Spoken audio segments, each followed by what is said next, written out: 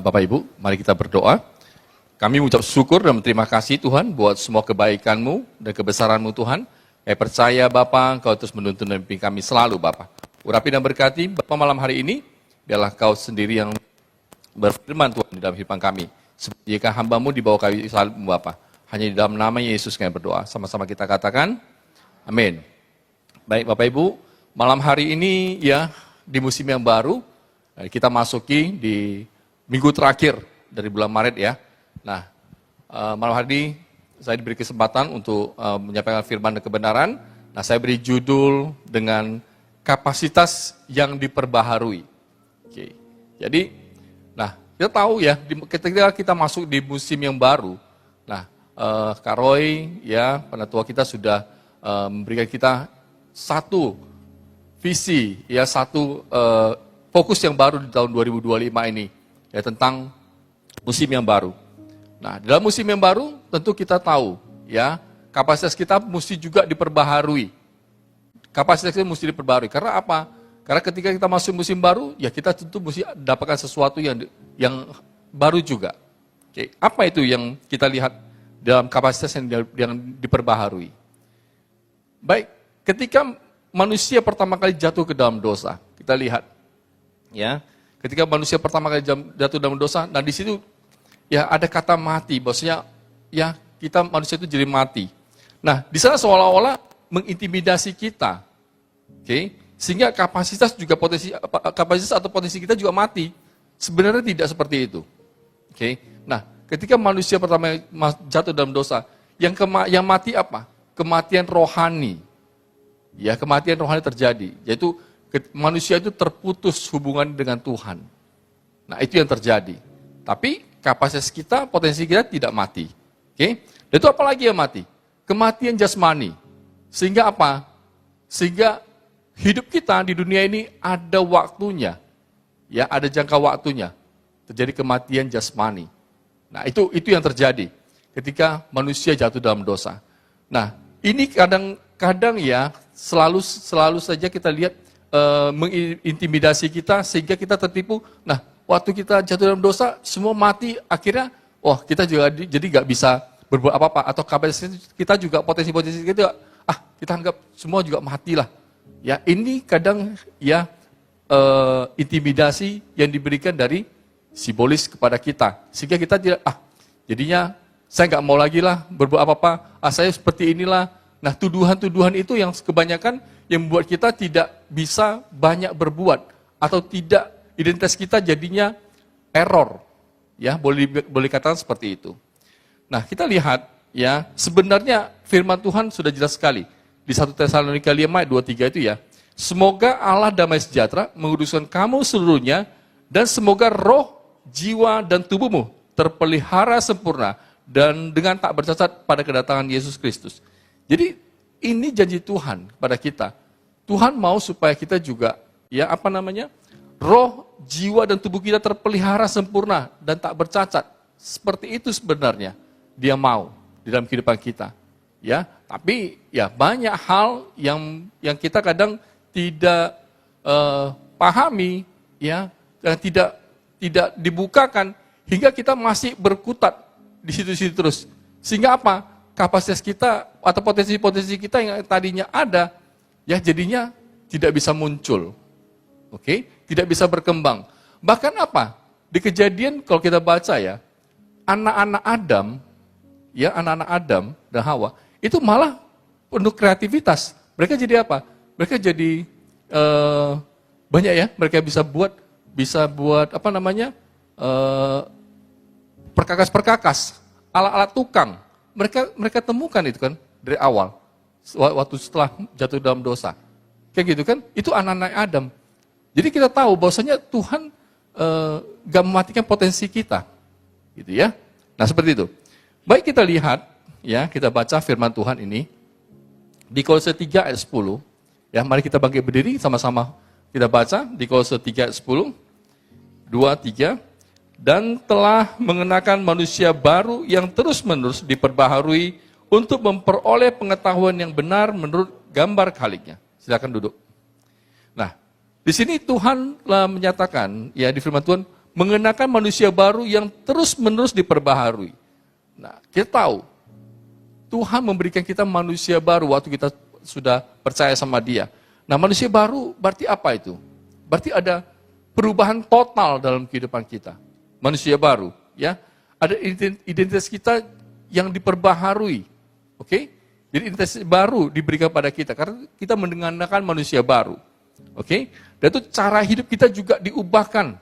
Ya, ada perubahan total, kehidupan yang identitas yang baru yang diberikan secara total yang baik kepada kita. Karena kita dapat manusia baru tadi. Sudah itu apa? Yang diperbaharui terus-menerus kan? Dan itu pengetahuan yang benar. Pengetahuan yang benar ini pengetahuan, pemahaman yang mendalam tentang Kristus dan kehendaknya. Bagaimana waktu kita pertama kali percaya sama Tuhan, setelah itu kita kan akan terus ya. Nah, seperti kita sekarang ini, ya mungkin ada teman-teman yang ikut di ICM kan kita terus ikut pemuritan.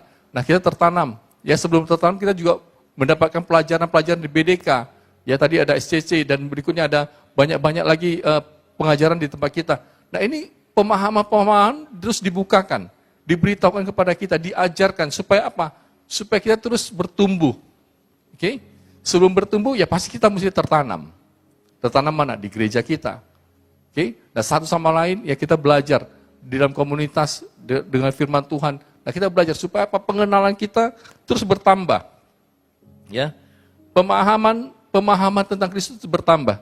Dan apalagi kita tahu bukan hanya pemahaman kita, tetapi kehendak-kehendak Dia. Apa yang Tuhan inginkan dalam kehidupan kita.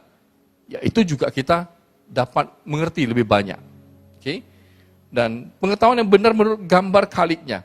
Nah, kita tahu bahwasanya kita manusia diciptakan segambar dengan Allah. Ya, menurut gambar Khaliknya berarti kita apa? Serupa dengan Kristus. Serupa dengan Kristus seperti apa serupanya? Apakah sama-sama punya janggut? Ya, apakah sama-sama kita pakai jubah seperti orang dulu? Enggak seperti itu. Ya, tapi apa? Kita berubah karakter hidup kita. Tuhan mengajarkan perubahan karakter. Tuhan mau kita mengubah hidup kita supaya sama, ya kita terus berjalan sama Tuhan. Kita belajar dari kehidupan Tuhan. Ya, kehidupan Tuhan Yesus supaya kita bisa berubah seperti Dia. Ya, karakter-karakter kita, kehidupan kita, bagaimana kita melayani orang lain, bagaimana kita satu sama lain bisa ya terus bertumbuh dan mengenal Tuhan. Ya, dari pikirannya, tindakan-tindakan kita seperti Tuhan Kristus. Gitu ya. Nah, kita lihat lagi satu ayat di Yeskiel 36 ayat 26. Kamu akan kuberikan hati yang baru dan roh yang baru di dalam batinmu, dan aku akan menjauhkan dari tubuhmu hati yang keras dan kuberikan kepadamu hati yang taat. Nah, di sini jelas sekali, Bapak Ibu, teman-teman, kuberikan hati yang baru. Di dalam hati yang baru, ya tahu ya, hati juga berbicara tentang pikiran kita. Ya, hati juga berbicara tentang pikiran bawah sadar kita. Kita diberikan hati yang baru. Dan roh yang baru di dalam batinmu. Roh yang baru. Ya, ada semua yang kebaruan, semua yang namanya baru pasti yang belum pernah dilihat, yang belum pernah kita rasakan. Bagaimana kalau dapat handphone baru? Misalnya kita ganti handphone, pasti kan apa yang belum pernah kita lihat, apa yang belum pernah kita rasakan kan, seperti itu kan. Nah, ini juga sama, roh yang baru di dalam batin kita. Berarti ada sesuatu yang baru, ya, yang kita bisa rasakan. Wah, ini betul-betul segar, ini betul-betul new, betul-betul yang spesial gitu ya, yang belum pernah kita lihat.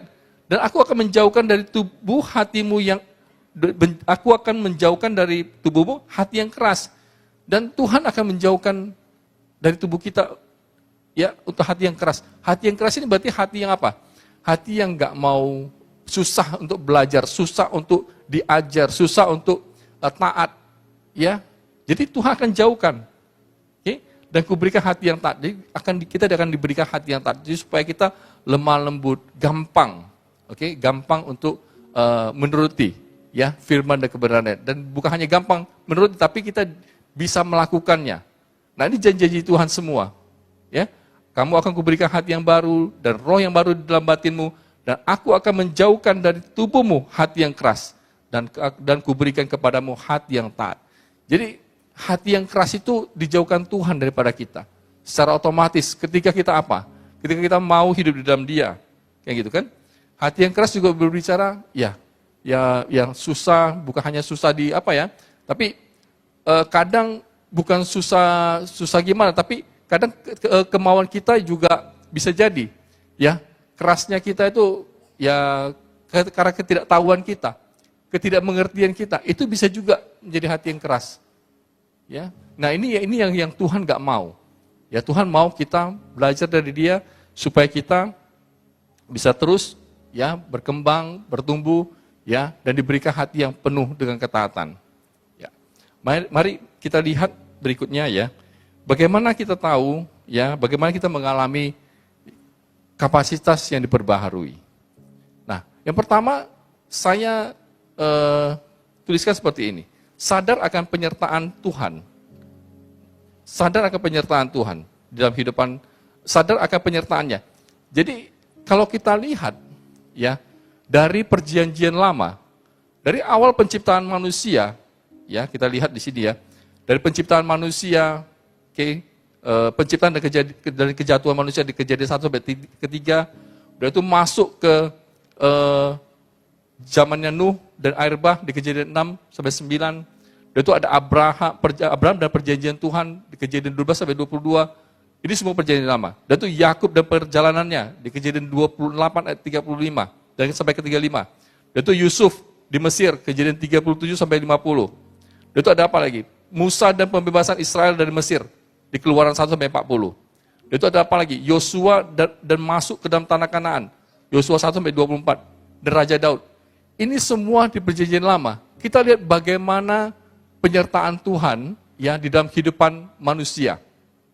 Jadi, nah kalau kita tahu penyertaan Tuhan begitu luar biasa di perjanjian lama dalam bangsa Israel atau manusia kita yang lalu itu, ya Tuhan begitu luar biasa mengikuti mereka atau menyertai mereka. Nah, kenapa kita saat ini kita masih ragukan, gitu ya? Nah, kita tahu potensi kita atau kapasitas kita bisa terus diperbaharui, ya. Apalagi kita sudah masuk ke perjanjian baru. Oke. Nah, perjanjian baru gimana? Perjanjian baru, nah kita lihat semua tentang Yesus Kristus dan kebangkitannya.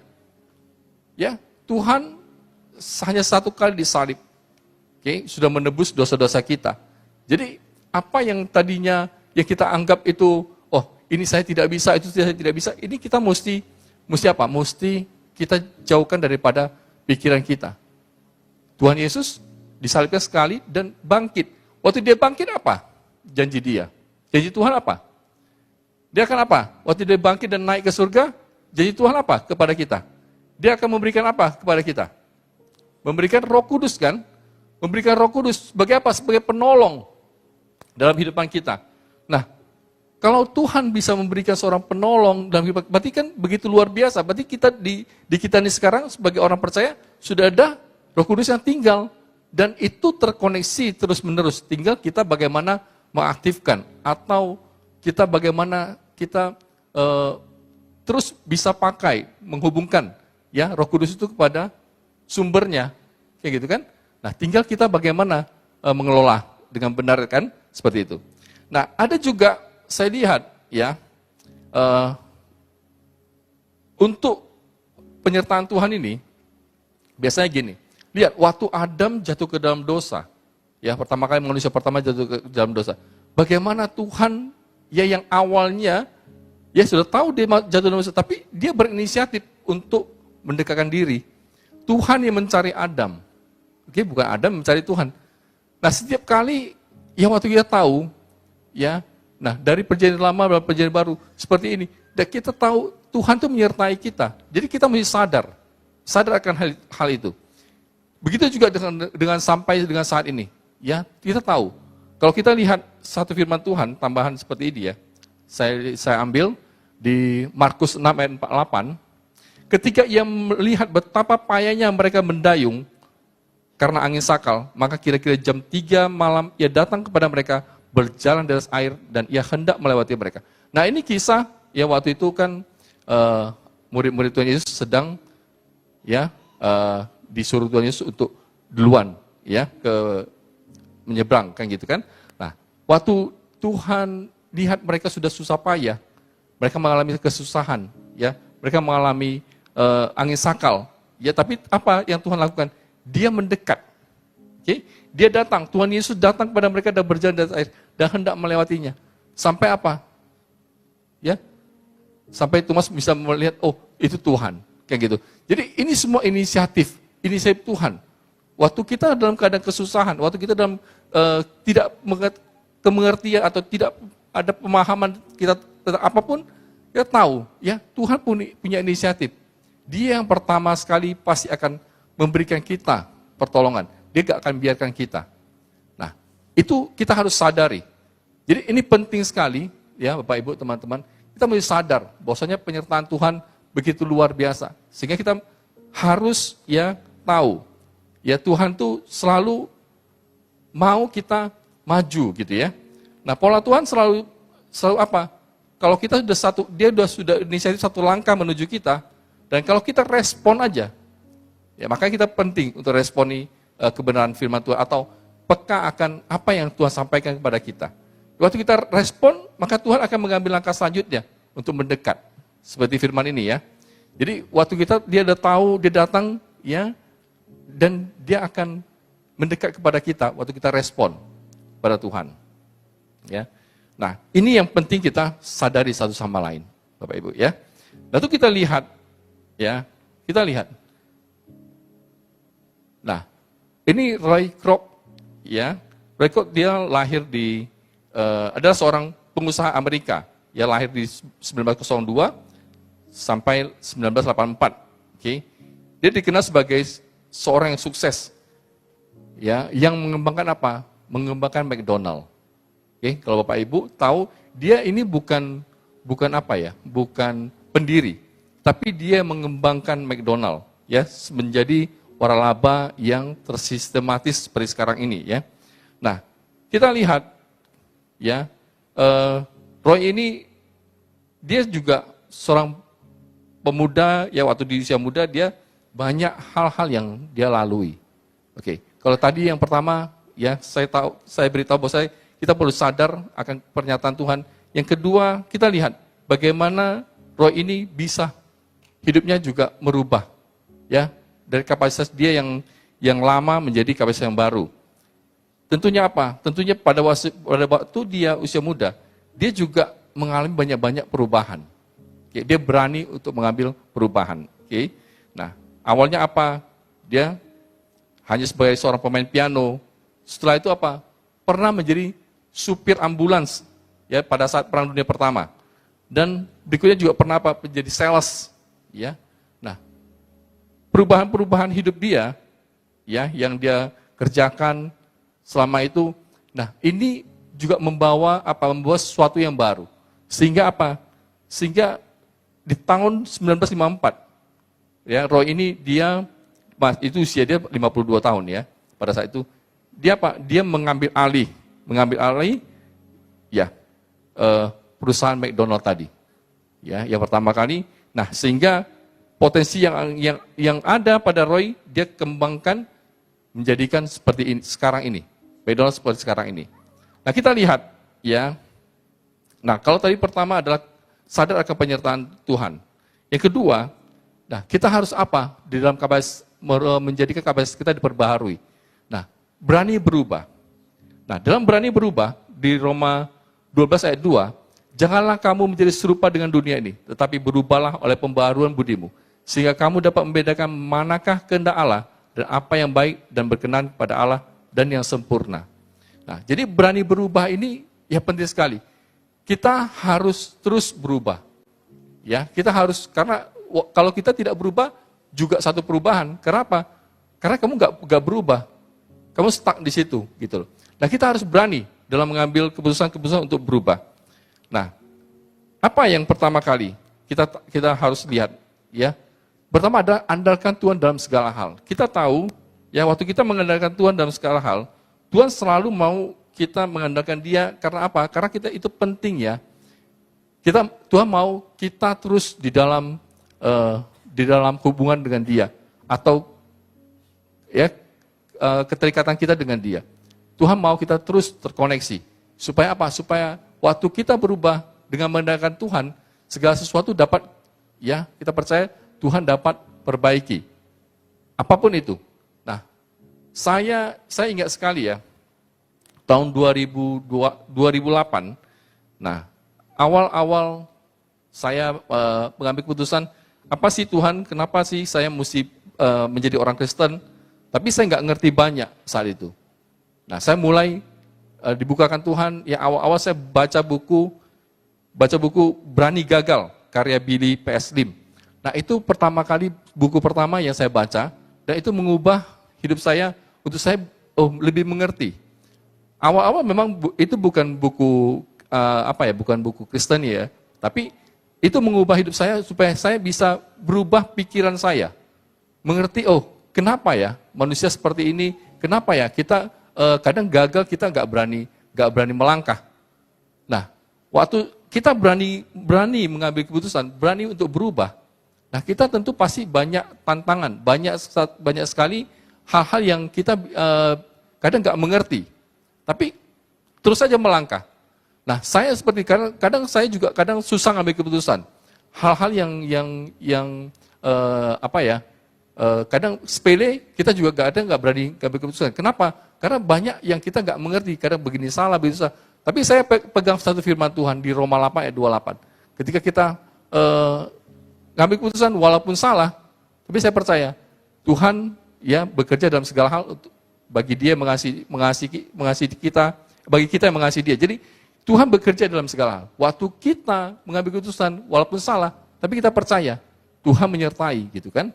Jadi itu yang membuat saya lebih berani, ya, lebih lagi confidence dalam mengambil keputusan.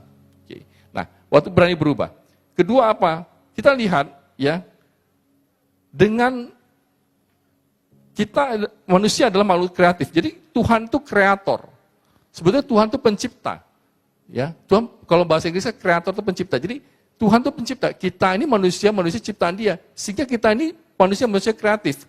Kita mesti percaya bahwasanya, kenapa? Karena juga kita diciptakan segambar dengan Allah. Jadi tidak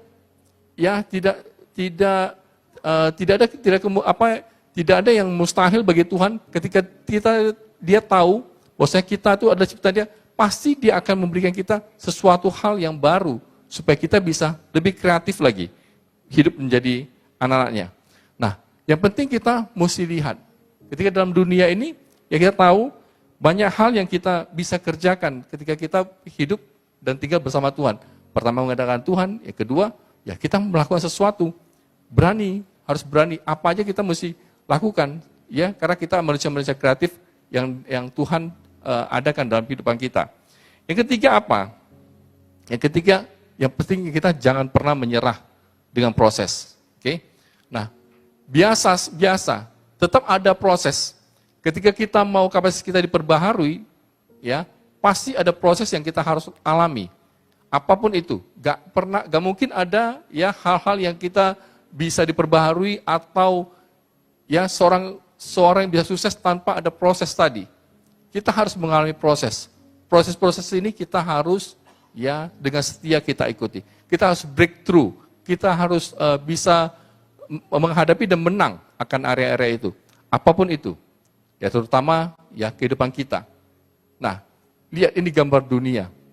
Saya ambil gambar dunia. Kalau kita tidak berani berubah, oke? Kalau kita tidak berani berubah, kita tidak berani melakukan sesuatu, kita diam aja. Nah gimana? Kira-kira Bapak Ibu. Kalau kita diam aja, seperti apa jadinya? Kita tidak mau berubah nih. Kita diam aja, kita tidak berani untuk ambil tindakan. Kita diam aja. Kita akan ditarik sama dunia ini. Jadi ke bawah. Jadi apa? Kalau kita ditarik. Nah, keinginan daging sudah pasti ada. Keinginan mata, ya. Apa itu keinginan daging? Ya pasti hawa nafsu, kesenangan fisik. Ya, kesenangan fisik yang berlebihan. Jadi semua itu pasti akan terjadi kalau kita tidak berani berubah. Kita akan ditarik sama dunia. Ya, menjadi apa? Menjadi ya melekat di dunia ini. Ya, kemalasan, kenyamanan, zona aman, itu semua keinginan-keinginan dunia. Kalau kita tidak berubah, ya kita pelan-pelan akan ya tertarik jadi mundur jadinya. Oke? Nah, begitu juga dengan ya materialistis, ya keserakahan, iri hati. Nah itu juga satu yang tidak baik dalam kehidupan kita. Ketika kita diam-diam saja dan tidak berubah, ya tidak berani berubah. Dan itu apakah kekuatan hidup, ya, dan cinta akan dunia berlebihan, popularitas, puji-pujian manusia. Nah ini yang membuat kita jadi apa? Membuat kita jadi ya bertolak belakang. Ketika kita tidak berani berubah dengan mengandalkan Tuhan. Nah firman Tuhan di mana? Firman Tuhannya ada. Di sini, ya di 1 Yohanes 2 ayat 15 sampai 17, saya bacakan, janganlah kamu mengasihi dunia dan apa yang ada di dalamnya. Jikalau orang mengasihi dunia, maka kasih akan Bapa tidak ada di dalam orang itu. Sebab semua yang ada di dalam dunia, yaitu keinginan daging dan keinginan mata, serta keangkuhan hidup, bukanlah berasal dari Bapa, melainkan dari dunia. Dan dunia ini sedang lenyap dengan keinginannya, tetapi orang yang melakukan kehendak Allah, tetapi hidup selama-lamanya. Nah, nampak ya, kalau kita tidak berubah, oke, kita diam aja, dunia akan tarik kita. Dan dunia apa? Dunia sedang lenyap dengan keinginan-keinginannya. Ya, dunia sedang lenyap. Jadi kalau makin lama kita tidak berubah, ya, nah kita tertarik sama bumi, tertarik sama dunia, akhirnya kita lenyap juga, hilang juga. Ya, nah kita mesti berani, ya, kita mesti berani ambil perubahan-perubahan itu supaya apa? Supaya hidup kita, ya, jangan seperti ini saja, oke? Supaya hidup kita mendapatkan sesuatu yang baru, kapasitas bisa diperbaharui terus-menerus, seperti itu. Nah, kita tahu ya banyak hal ya kalau kita tidak berubah, ya ini bisa berakibatkan juga ya kita pelan-pelan ya akan berada dalam zona nyaman hingga kita pelan-pelan juga banyak hal yang kita nggak bisa maksimal bertumbuh dalam Tuhan. Ya, baik kita lihat ya berikutnya. Ini statement ya. Perubahan bukanlah sebuah perubahan sampai benar-benar terjadi perubahan. Mari sama-sama kita baca ya. 2, 3. Perubahan bukanlah sebuah perubahan sampai benar-benar terjadi perubahan. Jadi perubahan itu seperti itu. Kita harus berubah sampai benar-benar terjadi perubahan supaya dalam kehidupan kita ya terjadi. Nah, ini kalau power statement ini ya kalau pernah ikut IMD harusnya tahu. Ini power statement untuk pria, para pria ya. Saya ambil seperti itu. Oke, kita lihat ya. Berikutnya fokus akan hal yang tidak kelihatan. Nah, fokus akan hal yang tidak kelihatan ini penting ya Bapak Ibu, teman-teman ya. Nah, kita lihat yang pertama selalu terhubung dengan Tuhan. Jadi ya pasti ya, apapun yang kita kelihatan kita lihat, baik itu kesehatan kita, oke, baik itu ya pengetahuan kita, ini kita penting. Kita mesti apa? Mesti terus kita fokuskan. Ya, kadang kita hanya fokus pada apa yang kelihatan. Contoh apa? Contoh harta benda. Bahkan kadang kita apakan? Ya, seperti mobil, rumah. Ya, yang kelihatan itu kita kadang asuransikan. Karena apa? Karena kita takut kan, ada apa-apa sama mobil, sama harta kita, wah ini jadi hilang. Ada apa? Jadi masalah. Ya, tapi yang nggak kelihatan dengan kesehatan kita, kadang kita abaikan. Ya, karena asuransi kesehatan pun kita nggak mau ikut. Padahal BPJS sudah jelas-jelas ya kita diberikan, kayak gitu ya. Kadang pun kita kadang nggak mau ikut. Kenapa? Ya kita kadang nggak pikirkan hal-hal yang tidak kelihatan itu, tapi kita lebih pikirkan hal-hal yang kelihatan. Ya, nah ini yang kita mesti sama-sama lihat. Fokus pada hal-hal tidak kelihatan. Pertama terhubung, ya kita mesti lihat dalam keterhubungan kita dengan Tuhan, ya baik dari doa, oke, baik dengan firman Tuhan maupun komunitas kita. Contoh komunitas pemuritan, nah itu penting. Jadi kita mesti fokus pada hal yang tidak kelihatan. Untuk membangun apa? Membangun dari dalam kita dulu. Tadi pengetahuan, ya. Kedua, karakter kita, keterhubungan kita dengan Tuhan, ini penting. Jadi kita mesti bisa belajar lebih lagi, ya, tentang hal yang tidak kelihatan. Yang kedua apa? Yang kedua pengetahuan dan akan kebenaran. Jadi bagaimana kapasitas kita bisa diperbaharui? Ya tentu pengetahuan akan kebenaran ini harus kita tambah terus. Kita harus menggali, kita harus belajar. Jadi belajar itu nggak hanya gambarnya hanya hal-hal yang spiritual, tapi ya tidak spiritual juga kita harus banyak belajar. Kita harus banyak menggali. Apa aja, ya? Baik kita di bidang-bidang kita yang baik pekerjaan ataupun yang bukan pekerjaan kita mesti banyak belajar. Supaya apa? Supaya wawasan kita bertambah. Kita banyak mengetahui, ya. Nah, ini harus kita jadikan budaya. Supaya apa? Supaya cara belajar pengetahuan kita bertambah, kita mesti jadikan budaya dalam kehidupan kita. Ya, kita terus bertumbuh. Ya, kita terus bisa belajar seperti Tuhan Yesus juga, dia juga belajar. Nah, kita juga mau supaya kapasitas kita bisa bertumbuh terus di dalam pimpinan Tuhan gitu ya. Nah, yang ketiga apa? Kita mesti berbagi. Jadi berbagi kepada orang lain. Jadi kita hidup bukan bicara tentang diri kita sendiri, tapi kita ada tahu orang lain juga di sekitar kita. Jadi bagaimana kapasitas kita bisa diperbarui. Nah, tentu kalau kita banyak diberikan, kita harus berbagi kepada orang lain. Supaya apa? Supaya kapasitas kita ini tidak habis-habis. Oke?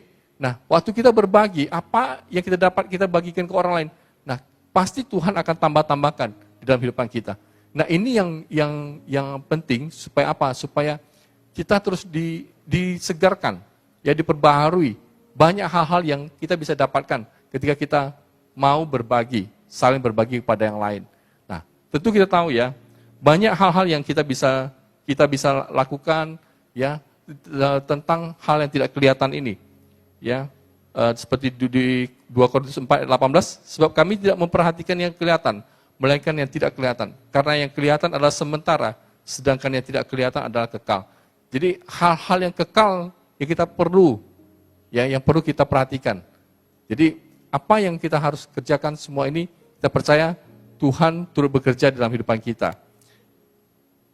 Baik, kalau saya simpulkan ya dari poin tadi, ya, yang pertama sadar akan penyertaan Tuhan dalam kehidupan kita.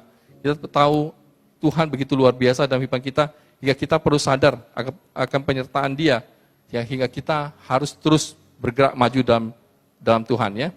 Yang kedua, berani berubah. Berani berubah, pertama itu kita mengandalkan Tuhan dalam segala hal. Oke. Yang kedua, kita adalah makhluk kreatif, sehingga apa? Sehingga tahu ya kita adalah ciptaan Dia. Kita bisa terus berkreatif, ya melakukan sesuatu yang penuh juga kreativitas di dalam kehidupan kita bersama Tuhan. Yang ketiga, jangan pernah menyerah. Kita tahu kalau kita sudah berani berubah, pasti ya hal-hal baru, proses akan datang. Tapi kita percaya, Tuhan beserta kita. Jangan pernah menyerah di dalam segala hal. Yang ketiga, fokus akan hal yang tidak kelihatan. Ya, yang pertama adalah kita selalu terhubung kepada Tuhan, dan pengetahuan kebenaran kita terus kita tambahkan, ya, dan tidak lupa untuk berbagi pada orang lain. Berbagi ini juga kita percaya, ya kita menjangkau jiwa-jiwa juga kita berbagi. Dengan kita berbagi, kita juga bisa menangkan jiwa. Jadi banyak hal-hal yang kita bisa belajar dari kita berbagi, supaya apa? Supaya banyak ya jiwa-jiwa baru, oke, supaya banyak hal-hal baru, ya orang-orang kita menangkan. Dari apa? Dari kesaksian hidup kita, dari perubahan hidup kita, supaya ya Tuhan, nama Tuhan yang dimuliakan. Baik Bapak Ibu, ya kita percaya ya, kuasa Tuhan melebihi dari segalanya. Ya, kita percaya juga ya Tuhan yang terus menuntun kehidupan kita, hingga kita terus belajar, ya supaya apa? Supaya kapasitas kita juga dapat diperbaharui dari waktu ke waktu. Apa yang Tuhan percayakan dalam kehidupan kita percaya ya itu juga ya semuanya menjadi alat untuk kemuliaan Tuhan di dalam kehidupan kita. Saya undang WL bisa maju.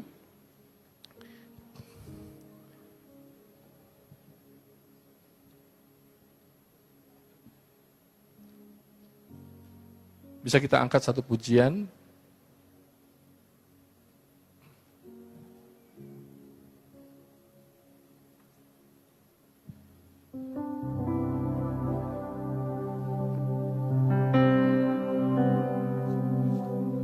Bapa, sentuh hatiku, ubah hidupku menjadi yang baru.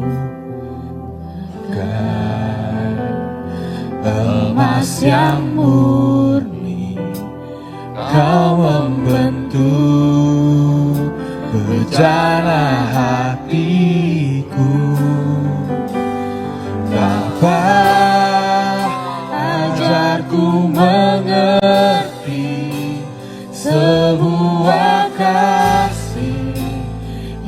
selalu. Saya undang semua bangkit berdiri. Air mengalir yang tiada Pernah berhenti.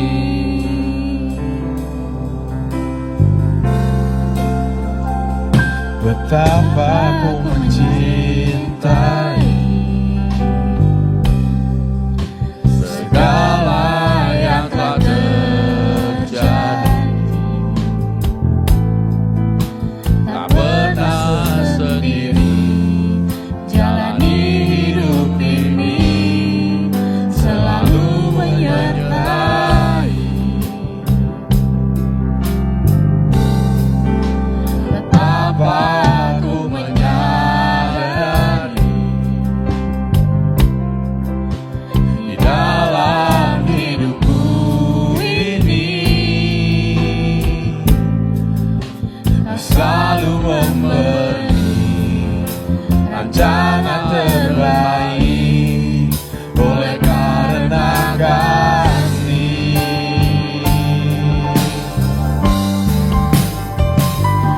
Bapa, sentuh hatiku, ubah hidupku menjadi yang baru, bagai emas yang murni.